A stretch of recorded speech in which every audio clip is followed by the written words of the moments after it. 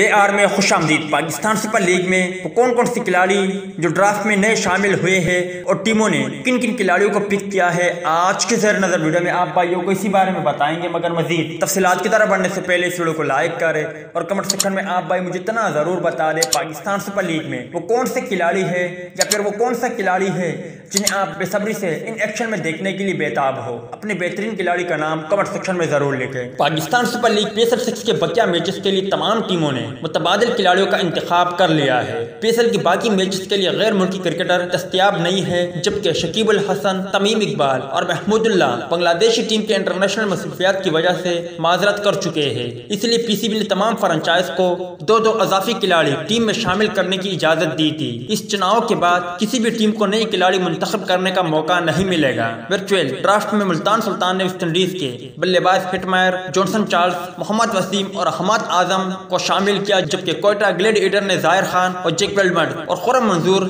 लाहौर कलंदर team ने David Malan और Islamabad United ने मोहम्मद इखलाक, पेशावर जल्मी ने बिस्मिल्लाह खान और कराची किंग ने मोहम्मद हारिस का इंतखाब किया है।